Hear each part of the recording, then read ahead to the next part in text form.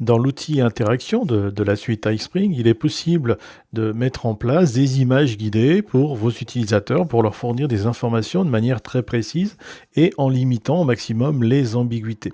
Alors ici, j'ai une image qui a été importée à l'intérieur de mon outil image guidée. Je peux encore une fois, bien sûr, aller en chercher une autre sur mon disque dur à tout moment. Et puis, j'ai par défaut une première flèche ici qui est mise à ma disposition. Et cette flèche, vous voyez que je peux la bouger et elle s'adapte, elle se positionne correctement en fonction de ce que je veux montrer. Si je veux me mettre vers le haut, la flèche se positionne naturellement vers le haut. Si je descends, elle se repositionne naturellement vers le bas. Donc ici, j'ai une flèche qui, par exemple, est montée vers le haut. Je vais la garder comme ceci et je vais donner comme descriptif, par exemple, l'hélice. Je vais informer à mon utilisateur qu'ici, en fait, cette partie-là s'appelle l'hélice. Alors je vais aller chercher du texte ici. Je vais mettre l'hélice. Voilà. Hop. Je vais, en termes de titre, ici, mettre l'hélice. Voilà. Je vais mettre une majuscule, je vais donner une petite description à l'hélice, voilà.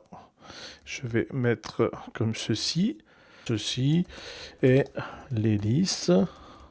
Voilà, par exemple, comme celle-ci. Alors, avec un G, voilà. Donc là, ici, on est, ceci, elle est lisse, et la toucher peut être dangereux. Et puis, je vais en mettre une autre. Par exemple, ici, j'ai une petite caméra en bas à droite. Je vais donc ajouter une étiquette. Donc, je vais me rendre dans l'onglet étiquette qui est ici à gauche, et je vais simplement cliquer sur étiquette, qui me crée une nouvelle étiquette. Et vous voyez que ça m'a naturellement créé une nouvelle flèche. Alors, cette nouvelle étiquette, je vais la renommer. Je vais la renommer caméra.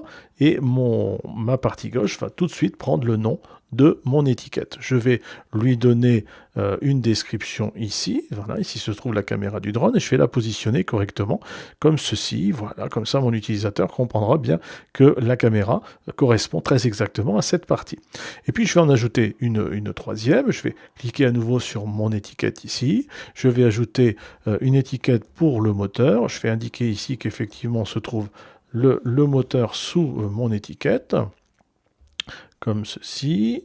Voilà, je vais y coller la description. Et donc là, j'ai bien la description avec ma nouvelle flèche qui s'est mise en place. Et ma nouvelle flèche qui s'est mise en place, elle s'est mise en place effectivement. Vous voyez que comme je suis monté, ma flèche s'est positionnée vers le haut. Et je vais dire qu'ici, sous le capot, se cache le moteur. Et je vais maintenant faire une prévisualisation pour voir quel visuel va obtenir mon utilisateur une fois que cette partie est terminée. Donc ici, voilà, donc je suis sur ma troisième partie, donc ça commence à la fin. Donc j'ai ma première flèche qui se positionne sous le moteur, sous le capot, et là j'ai bien la description.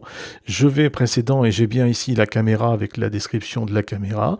Je fais précédent et j'ai bien la description de l'hélice avec la description que j'ai donnée pour l'hélice. Donc voilà, on peut multiplier le nombre de flèches et de descriptions comme ça sur un élément, ce qui permet à l'utilisateur de se concentrer sur un seul élément à la fois, sans avoir besoin sans être perturbé plutôt par divers éléments qui seraient à sa disposition de manière visuelle.